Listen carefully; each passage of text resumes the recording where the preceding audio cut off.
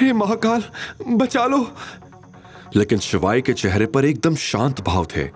Headshot को घूरते घूरते शिवाय ने अपनी जेब से सिगरेट का पैकेट निकाला।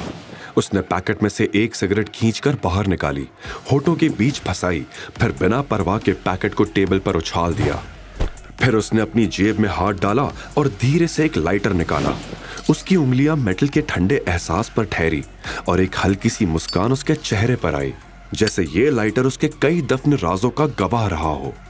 अचानक ही अवंतिका को यह महसूस हुआ कि उसके सर पर लगी बंदूक अब हिलने लगी थी। अवंतिका ने जब आंखें खोलकर देखा तो उसे पता चला कि हेडशॉट के हाथ कांप रहे थे। अवंतिका को यहां से इज्जत के साथ बाहर ले जाओ और गाड़ी में बिठाओ, शिवाय ने हेडशॉट से कहा। हेडशॉट ने तुरंत अवंतिका को बाहर गाड़ी में बैठाया और भागते हुए शिवाय के सामने वापस आ गया। खेल में अचानक पासा कैसे पलट गया था, अवंतिका को जरा भी समझ नहीं आ रहा था। वो बस खुश थी कि आज महाकाल ने एक फरिश्ते को भेजकर उसकी इज्जत और जान दोनों बचा ली थी। आप तो वही है, हेडशॉट ने शिवाय से कहा। उसकी आंखों में उसका डर साफ नजर आ रहा था, लेकिन वहां मौजूद विकी को हेडशॉट के इस डर का कारण समझ नहीं आ रहा था। इससे पहले कि वो किसी से कुछ पूछ पाता, हेडशॉट ने शिवाय के सामने हाथ जोड़ते हुए कहा, मुझे माफ कर दो मेजर, मुझसे गलती हो गई। आप मुझे सजा दो, आप मुझे जो सजा दोगे मुझे मंजूर है। उसकी ऐसी हालत देखकर शिवाय आराम से सोफा पर बैठा लाइटर से खेलते हुए मुस्कुरा रहा था। यह वही लाइटर था जो हेडशॉट ने 5 साल पहले उस लड़ाई के बाद देखा था, जिसमें मेजर ने अंडरवर्ल्ड किंग को हराया था। उस लाइटर पर मेजर गुदा हुआ था। कुछ सेकंड्स के बाद शिवाय ने लाइटर को टेबल पर रख दिया और हेडशॉट की तरफ देखते हुए विकी को सुनाने के लिए बोला, यहां पर अभी कुछ लोग कुछ कह रहे थे। क्या कह रहे थे? कि मुझे मेरे पैरों में गिरना होगा, मेरे बाप को भी मेरे पैरों में गिरना होगा, माफी मांगनी होगी, वगैरह वगैरह। शिवाय के मुंह से यह बात सुनते ही हेडशॉट का दिमाग और खराब हो गया। उसने गिड़गिड़ाते हुए बोला, इसका दिमाग खराब हो गया था मेजर, कुछ भी बकवास किए जा रहा था। और तुम शायद अवंतिका को मारने भी वाले थे। गलती हो गई मेजर। हेडशॉट ने अपने दोनों हाथ जोड़ दिए। विकी को अब तक समझ में आ गया था कि शिवाय कोई छोटी मोटी चीज नहीं था। अगर विकी वक्त रहते शिवाय से माफी नहीं मांगेगा तो शिवाय इसी वक्त उसकी जान ले सकता था। ऐसे में वो भी शिवाय के पैरों में आकर गिरा और बोला, मुझे माफ कर दो, मुझसे बहुत बड़ी गलती हो गई। आगे फिर ऐसा कभी कुछ नहीं होगा। मां कसम, मैं कभी किसी लड़की के साथ ऐसा नहीं करूंगा।